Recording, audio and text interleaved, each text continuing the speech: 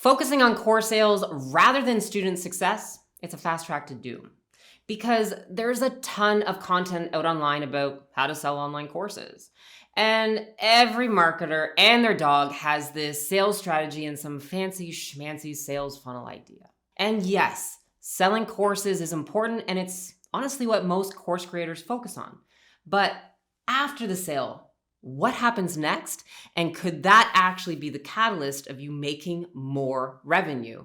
So stay tuned, because that's exactly what we're going to cover right now. Course creators, they invest so much time and energy into selling the course that they spend very little time in comparison to the actual delivery of the course to its students.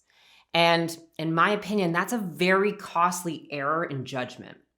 And when I work with clients, I help them focus on 3 core areas, and that's sales, systems, and students. And when we combine all of those together, what we're really focusing on is something called lifetime student value. Because we want students to buy your course as a stepping stone into other products and services. So that could be more courses, or possibly even higher end services like coaching or consulting, or done-for-you packages, kind of like white labeling, which I do for a lot of my clients that don't want to build out courses themselves.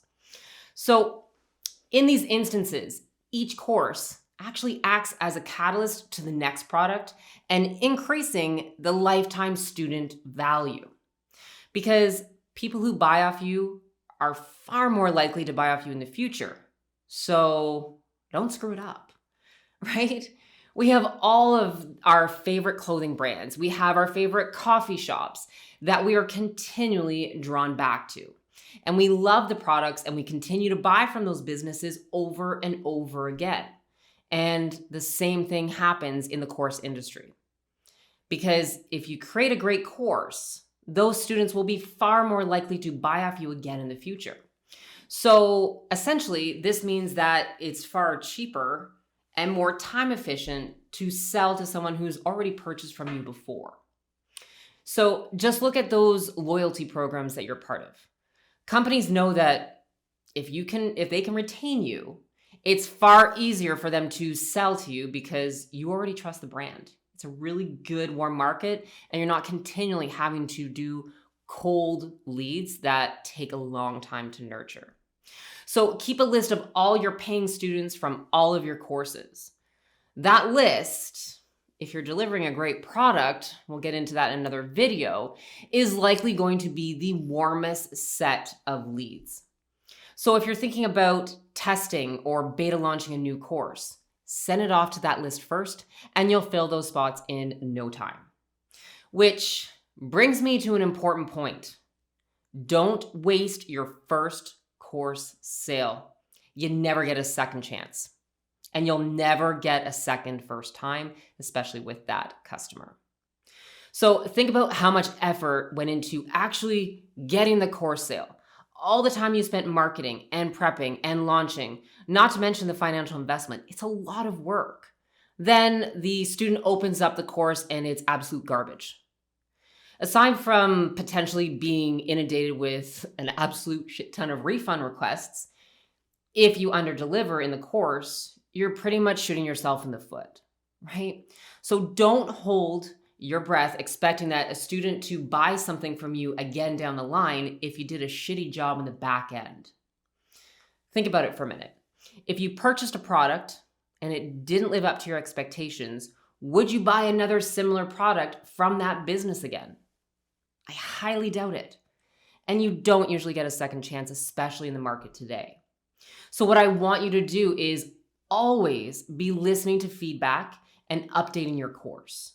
Do plenty of research before you sell your course and make sure it's something that your students actually want to learn. There's nothing worse than making a course and spending all that time in something that nobody wants to learn about. And what you'll also want to make sure of is to build a system on the back end that sells your products for you. So you've got the sale, students enrolled in the course. How do you move them onto the next product at the right time? So this is all about preparation.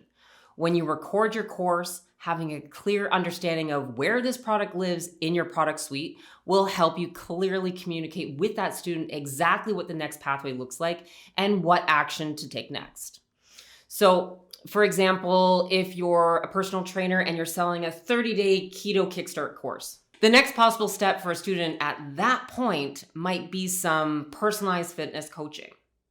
If the foundations of their diet are set, doesn't it make sense now that you could focus on exercise? So leveraging the lifetime student value framework, you want systems on the front and back end to identify and prompt students at the right time. And we also want to incentivize students personally to make them feel special and appreciated and not just some AI shooting some shit at them. Like, be a human-centered business, even though it's a course. You could say something like, hey, it looks like you're just about wrapping up the Keto Kickstart and I wanted to offer you a huge secret discount on my one-to-one personal training packages. So when you plan ahead and you record these upsell pathways into your course, you'll actually discover that it provides a very professional, polished look to your online education business. And it also implies that there was some thought and there was some thoughtful planning involved in actual creation of your course, and the content is premeditated and purposeful, right? So there you have it. Focus on the lifetime student value rather than just selling, and your course will have no competition. So go ahead, hit that like and subscribe button, and let me know, what was the best course experience you've ever had as a student?